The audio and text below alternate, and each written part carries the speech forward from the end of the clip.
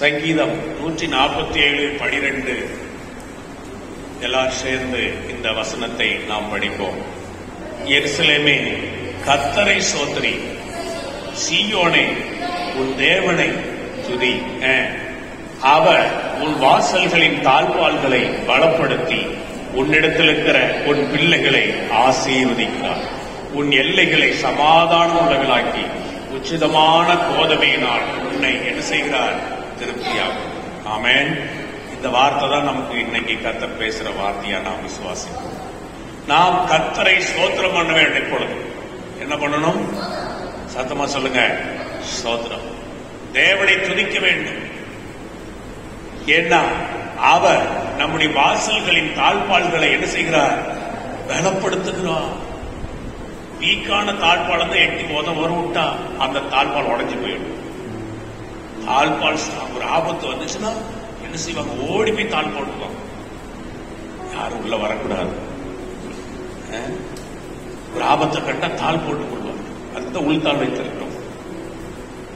ஆண்டு வசனம் சொல்லுது. ஆனா அது வலிமை இல்லாமல் இருந்தால் அது ஒரு உதையில என்ன செஞ்சிடும்? உடஞ்சி போயிடும்.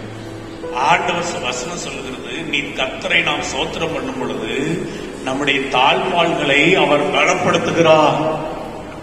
என்ன செய்கிறார்? பலப்படுத்துகிறார். எதுக்கு? எந்த கெட்ட சக்தி நமக்குள்ள, நம்ம வீட்டுக்குள்ள வராதபடி, கொள்ளை நோய் வராதபடி, ஆபத்துகள் வராதபடி தேவன் நம்முடைய தாழ்பாள்களை பலப்படுத்துவாராக. அல்லேலூயா. போன அலையிலே நம்முடைய சபையில ஒரு மக்களுக்கு கூட பாதிப்பு வராம கர்த்தர் காத்தார். இந்த சூழ்நிலையிலும் ஆண்டவர் ஒரு குடும்பம் பாதிக்கப்படாதபடி நான் கருத்தா ஜெபம் பண்ணிட்டு இருக்கிற கர்த்தர்கிட்ட ஸ்தோத்திரம். அல்லேலூயா. வாதை உன் கூடாரத்தை அணுகாது, பொல்லாப்பு உனக்கு நேரிடாது. ஆமா, ஸ்தோத்திரம். ஆகவே வாசல்களின் தாழ்பாள்களை அவர் என்ன செய்கிறார்? செக்யூரிட்டி, பாதுகாப்பை அதிகப்படுத்துகிறார். நமக்கு மிக முக்கியமானது இன்னைக்கு தேவை உணவல்ல, பாதுகாப்பு. வேலை அல்ல, பாதுகாப்பு. பணம் அல்ல, பாதுகாப்பு. இன்னைக்கு பணத்தை தேடி, வேலையை தேடி மக்கள்லாம் போறாங்க. பணமும் தேவைதான். கவர்மெண்ட் எவ்வளவு நிதி அறிவிச்சிருக்காங்க.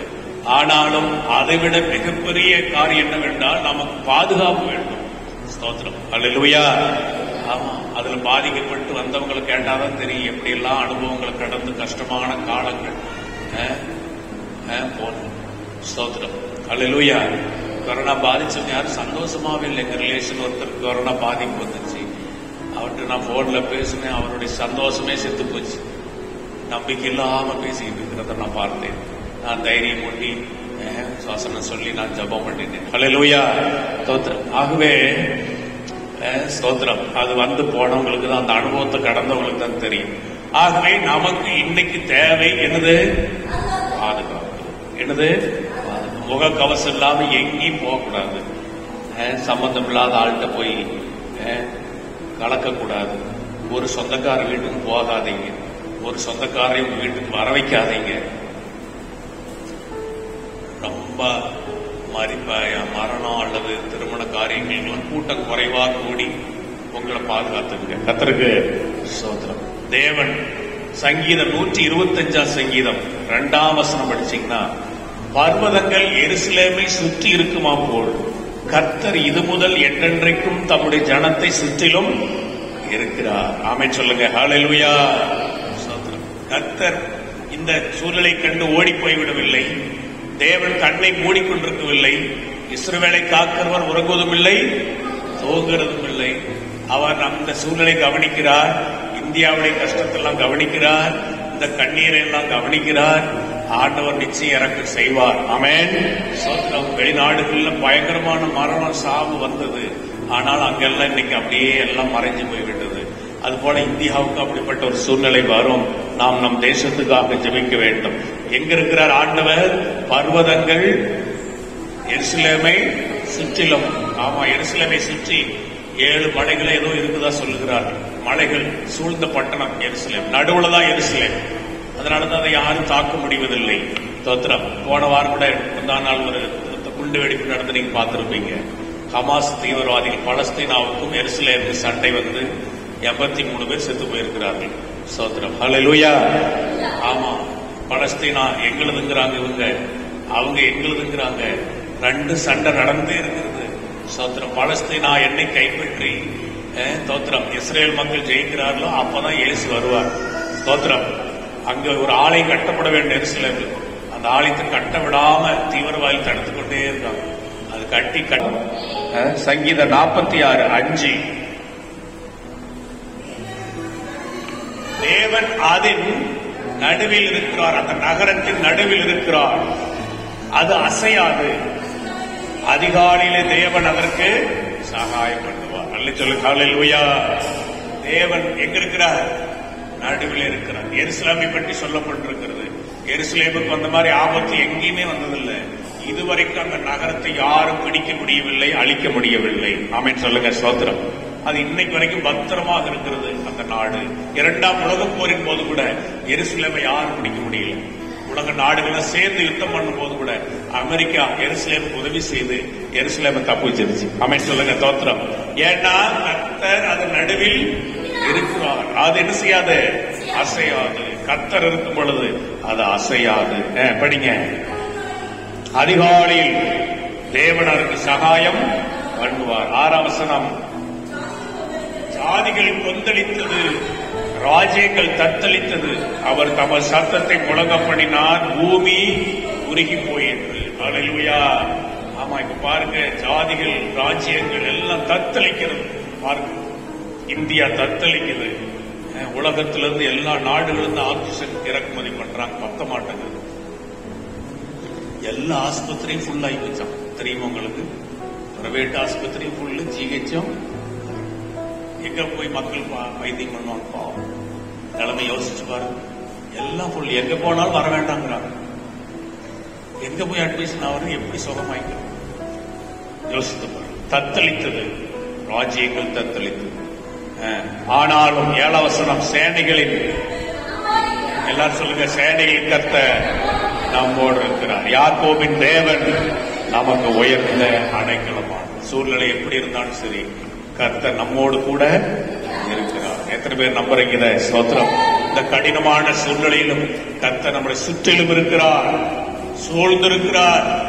ஆமா, அந்த கிருமிகள் நம்மளை தாக்காதபடி நம்மளை ஆண்டவர் நம்மளை சூழ்ந்து இருக்கிறார், நம்மோடு இருக்கிறார். யாக்கோபின் தேவன் நமக்கு உயர்ந்த அடைக்கலமானவர். அடுத்த வசனம். பூமியிலே பால் படிப்புகளை நடப்பிக்கிற கர்த்தருடைய செய்கைகளை வந்து பாருங்கள். ஆமா, இப்படி பால் கடிப்புள்ள நடத்துறது யாரு? கர்த்தருடைய செய்கைகள். அவருடைய செய்கைகளை வந்து பாருங்கள். அவர் பூமியின் கடைபிடிப்பட்ட யுத்தங்களை வாய பண்ணுகிறார். இந்த மக்கள் யுத்தங்களை பண்றாங்க.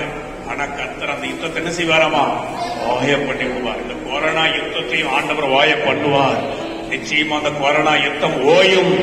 ஆமா, இது அவர்தான் முடியும், அவரால் தான் முடியும்.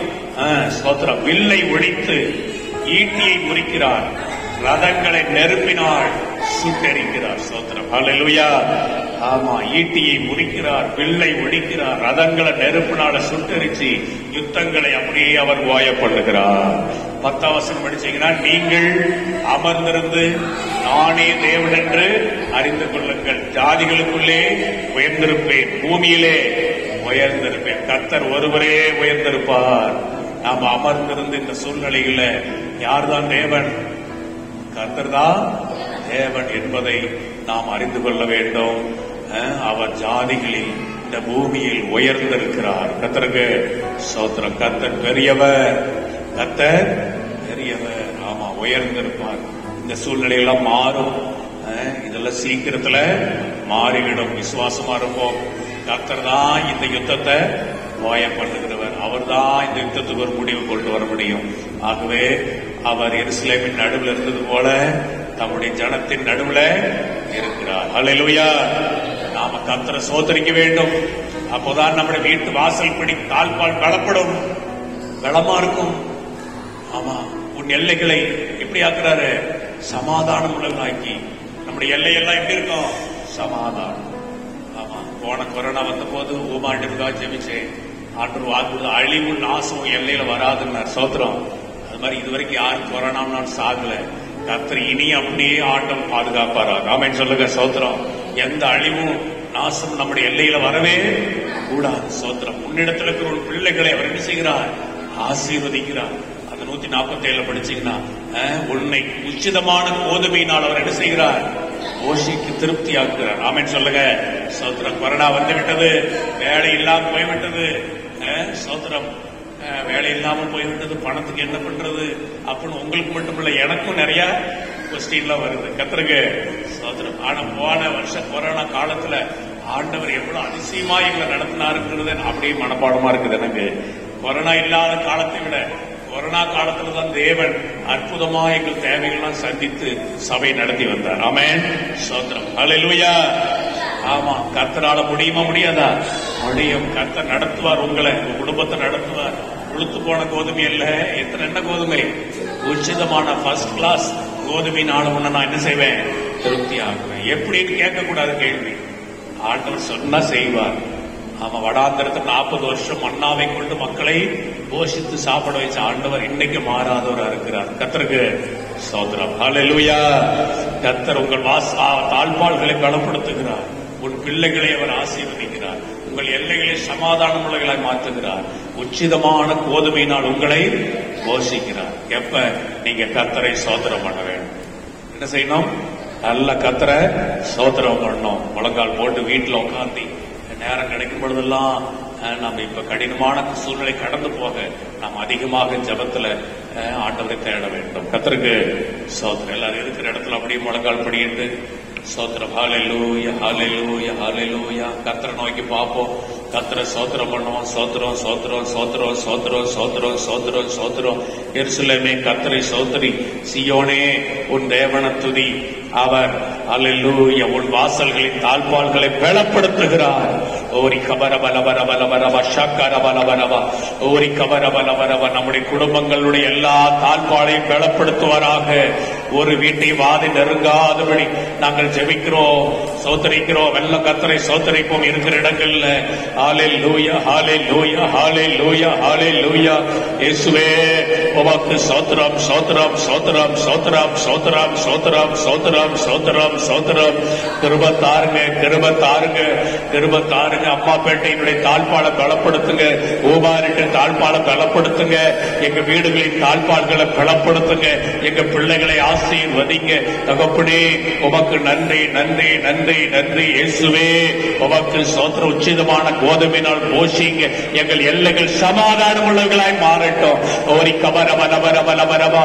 வாத இந்த எல்லையில வரக்கூடாது. இயேசுவின் நாமத்தில் தொற்று குறையும்படி ஜெபிக்கிறோம். ஆண்டவரே அரசாங்கத்துக்காக ஜெபிக்கிறோம். வேண்டிய ஞானத்தையும் கிருபையும் பலத்தையும் தரும்படி ஜெபிக்கிறோம். முதலமைச்சருக்காக, பிரதமருக்காக, எல்லா அதிகாரிகளுக்காக, அந்த அமைச்சர்களுக்காக ஜெபிக்கிறோம். அவர்களுக்கெல்லாம் அந்த தொற்றும் வராதபடி தேவன் அவர்களை பாதுகாப்பீராக. ஆண்டவரை தீர்க்காயுசு சுக பலனை கொடுப்பீராக. மக்களுக்கு செய்ய வேண்டிய கடமைகளை அவர் சிறப்பாய் செய்யும்படி கர்த்தர் அவர்களுக்கு ஞானத்தை தருவீராக, பாதுகாப்பை தருவீராக என்று ஊக்கமா ஜெபிக்கிற ஆண்டவரை பாதிக்கப்பட்ட மக்கள் எல்லாம் விடுதலையாகி சுகமடைவார்களாக. இறப்பு விகிதம் குறைவதாக. லபரா ஷக்கபரா ரிவி கந்தரபா நீ கபரபா ஷிக்கபல வரபலா. அல்லேலூயா. தினசரி தொற்று பாதிப்பு குறையட்டும் என்று இயேசுவின் நாமத்தில் ஜெபிக்கிறோம், ஜெபிக்கிறோம், ஜெபிக்கிறோம், ஜெபிக்கிறோம், ஜெபிக்கிறோம். இந்த 3வது அலை வராதபடி இயேசுவின் நாமத்தில் நின்று போகட்டும் என்று ஜெபிக்கிறோம். ஆண்டவரே உமக்கு ஸ்தோத்திரம், ஸ்தோத்திரம், ஸ்தோத்திரம், ஸ்தோத்திரம். ஆண்டவரே இறக்கம் செய்யுங்க. இந்த நாள்ல பழந்தாள் படியிட்டு எங்கெல்லாம் ஜெபம் பண்ணி கொண்டிருக்கிறார்களோ அவங்க வீட்டு தாழ்பாடுகளை பலப்படுத்துவதற்காக ஸ்தோத்திரம். ஆமா ஆண்டவரே ஸ்தோத்திரம். அவளை ஆசீர்வதிப்பதற்காக ஸ்தோத்திரம். அவருடைய பிள்ளைகளை ஆசீர்வதிப்பதற்காக ஸ்தோத்திரம். அவருடைய எல்லைகள் சமாதானமாய் மாறுவதற்காக ஸ்தோத்திரம். ஆண்டவரே மக்கள் நன்றி. அவர்களுடைய தேவைகளை சந்தித்து இந்த கொரோனா காலத்தை போஷிப்பதற்காக ஸ்தோத்திரம். மக்கள் நன்றி. ஆசீர்வதிங்க. ஆவியானவரை வழி நடத்த